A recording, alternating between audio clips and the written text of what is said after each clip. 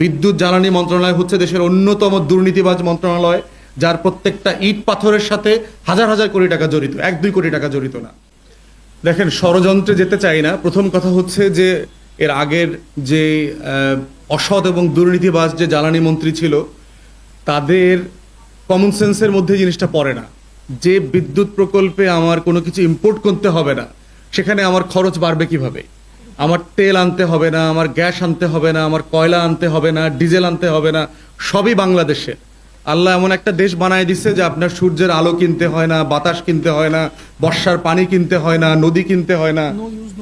তো আর এইটার কিন্তু একটা পলিসি আছে, কোনো কিন্তু ক্যাপাসিটি চার্জ দিতে হবে না এখানে। এটার পলিসিটাই হচ্ছে নো ইলেকট্রিসিটি নো পে। তারা যদি উৎপাদন করতে না পারে, রাষ্ট্র তাকে 1 টাকাও দেবে না।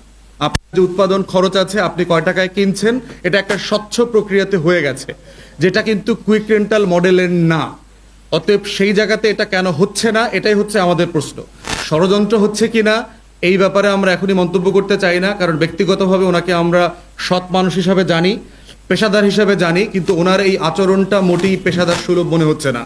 এই জন্যই হচ্ছে আমরা বোধ করছি যে জাতির কাছে আমাদের জবাবদিহিতার অংশ হিসাবে এইটা অন্তর্বর্তীকালীন সরকারের নজরে আনা দরকার, এবং আমরা আশা করব ওনারা ইমিডিয়েটলি এটার ব্যাপারে ব্যবস্থা নেবেন। মানে আপনার কাছে যখন কোনো প্রকল্পের প্রধানতম উদ্দেশ্য থাকবে যে এই প্রকল্পটা হলে পরে আমার আয় উপার্জনের কি হবে, আমি কত টাকা লুটপাট করতে পারবো, কত টাকা বিদেশে পাচার করতে পারবো।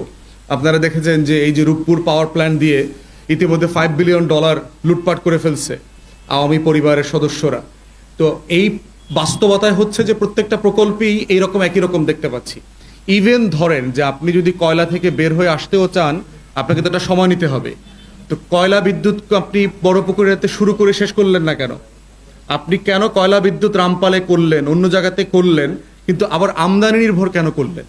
আপনি আদানির সাথে চুক্তি করলেন, যেই কয়লা সে আবার অস্ট্রেলিয়া থেকে, ইন্দোনেশিয়া থেকে, ইন্ডিয়া থেকে সে একটা ইম্পোর্ট কস্টেরও 4-5 গুণ বেশি দামে ডলারে কিনে বাংলাদেশকে পে করতে বাধ্য করছে।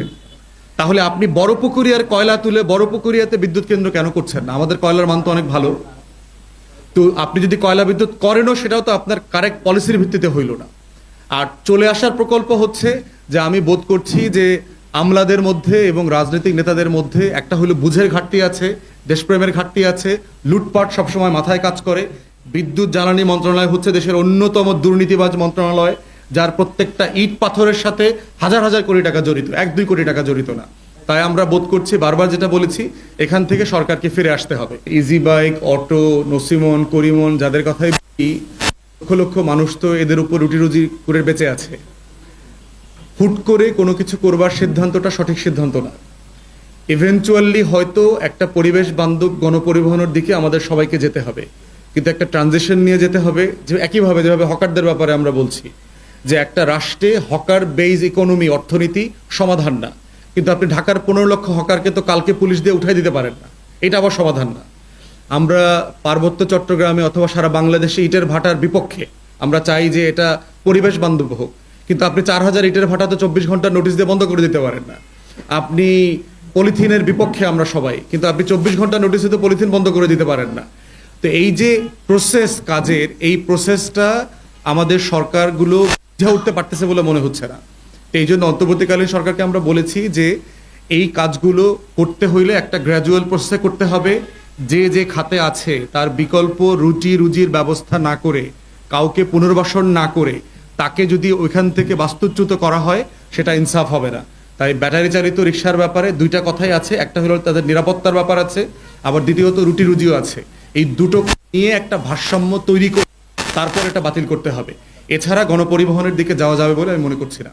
সোলারের ব্যাপারে ইতিমধ্যে ওয়ার্ল্ড ব্যাংকের যে প্রজেক্টটা নিয়েছে, যমুনাতে 4টা চরে 20,000 একর জমি, এটা মোটামুটি খালি পড়ে আছে, ব্যারেন, খুব সামান্য কয়েক হাজার লোক আছে যেটা, এবং ওনারা ওই প্রকল্পে তাদের জন্য আলাদা আবাসন করবেন, এটা প্রকল্পের অংশ।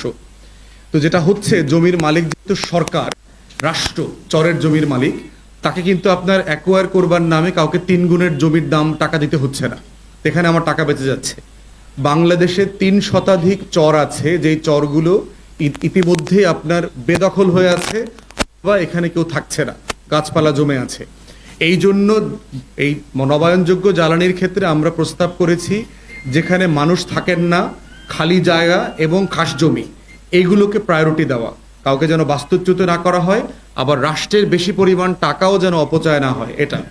দ্বিতীয়ত হচ্ছে বায়ুর ব্যাপারে ইতিমধ্যে গবেষকরা এই 34টা কোম্পানির ভিতরে একটা বায়ুর ভিত্তিক কোম্পানি আছে, চাইনিজ কোম্পানি, তারা বলেছে যে 4 মাস যে বাতাস থাকে তা দিয়ে বিদ্যুৎ উৎপাদন করা সম্ভব। তাহলে আমি ওই 4 মাসের সুযোগটা কেন নেব না? থার্ড হচ্ছে যে জলবিদ্যুতের ব্যাপারে কাপ্তাইকে যে আসলে আধুনিকায়ন করা দরকার ছিল, 60-এর দশকের প্রকল্প এবং প্রযুক্তি দিয়ে যেটা করা হয়েছে সেটা আসলে এখন আর ফিজিবল কিনা এবং আমাদের প্রয়োজনও আছে কিনা। আমরা বোধ করছি সোলার দিয়েই আমাদের নিড পূরণ করা সম্ভব। ইতিমধ্যে যে গবেষণাগুলো আসছে তারা বলছে 30,000 মেগাওয়াট সোলার দিয়ে তৈরি করা আমাদের জন্য কোনো ডিফিকাল্ট বিষয় না।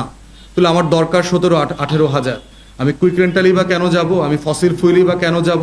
তেল, গ্যাস, বিদ্যুৎ, ডিজেল, কয়লাতেই বা কেন যাব? এই জন্য হচ্ছে আমাদের ফোকাস হওয়া দরকার নবায়নযোগ্য জ্বালানি, যেটার জন্য আমাদের কোনো জ্বালানি আমদানির খরচ হবে না।